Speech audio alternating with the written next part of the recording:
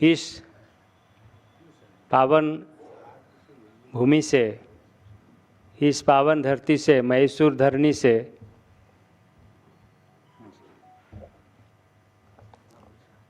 पूरे कर्नाटक स्टेट का दिव्यांग समानता, संरक्षण और सशक्तिकरण,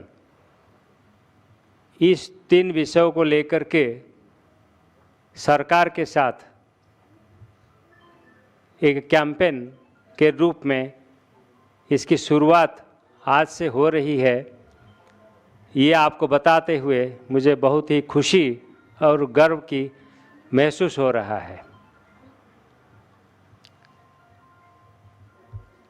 कुछ कहने से पहले मंचासीन अतिथि, हमारे बड़ी दीदी और जो भी अतिथिगण यहाँ उपस्थित हैं, उन सबका हमारे माउंट आबू विश्वविद्यालय, जो ईश्वरीय विश्वविद्यालय का मुख्यालय है, इंटरनेशनल हेडक्वार्टर है, उसके तरफ से हमारे जो वरिष्ठ दादियाँ हैं और वरिष्ठ भाई हैं, उन सब के तरफ से, मधुबन तपस्या भूमि के तरफ से आप सबको हार्दिक निमंत्रण देते हुए इस प्रोग्राम में आप पहुँचे। आपको बहुत अपने दिल से धन्यवाद अर्पण करते हैं, क्योंकि ये जो सेवा है, दिव्यांग सेवा, एक प्रकार की ये जिसको कहते हैं माधव सेवा सो मानव सेवा सो माधव सेवा।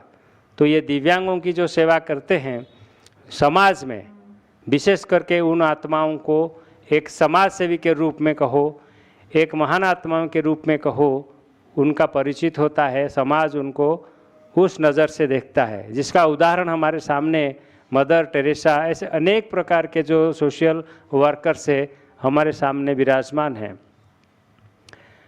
परंतु ना सिर्फ हम उनका सेवा करते हैं, कई सोचते हैं सेवा का अर्थ यह है, कई संस्थाएं हैं जो सोचते हैं सेवा का अर्थ यह है कि हम उनको कुछ अनुदान दे दें, उनके लिए कुछ बना दें, उनके लिए कुछ महीने का खाने की व्यवस्था कर दें। इस प्रकार सेवाओं को मोस्टली सेवा में गिना जाता है। परंतु अगर हम विचार करें कि अगर हम कोई व्यक्ति को सिर्फ उनकी जो शारीरिक पूर्ति के हिसाब से अनुदान देते हैं, सेवा देते हैं, तो क्या वो एनफ है? क्योंकि शारीरिक पूर्ति थोड़ी देर के बाद, थोड़ी दिन के बाद ख़त्म हो जाता है, फिर उसकी मांग होती है। परंतु अगर कोई व्यक्ति को, दिव्यांग व्यक्ति हो या कोई भी व्यक्ति को, साधारण व्यक्ति को हो, अगर उनके मनोबल को हम ऊंचा उठा दें, उनके जो मानसिक स्थिति को हम ऊंचा उठा दें, उनको स्वावलंबी बना दें, उनको इतना पावर से एम्पावर करें ताकि वो खुद के लिए सोच सके, खुद अपने पाँव में खड़ा हो सके और वो आत्मनिर्भर हो करके जी सके, तो ये जो सेवा है, सेल्फ इंडिपेंडेंट रहना, इसके लिए चाहिए मनोबल और डिवाइन वैल्यूज एंड वर्च्यूज, दैवी गुण, शक्तियाँ।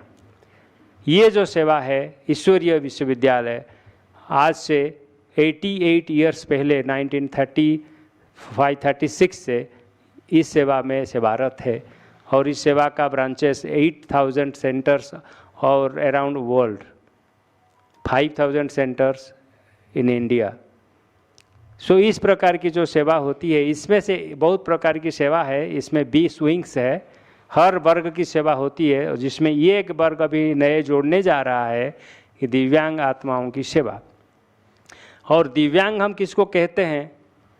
नेचुरली जो हम ये, हमारे मन में ये सोच है, जिसका दृष्टि शक्ति कम है, जिसका श्रवण शक्ति कम है, जिसका बुद्धि का विकास कम है, जिसका कोई अंग हानि हो गया है, इसको हम दिव्यांग कहते हैं।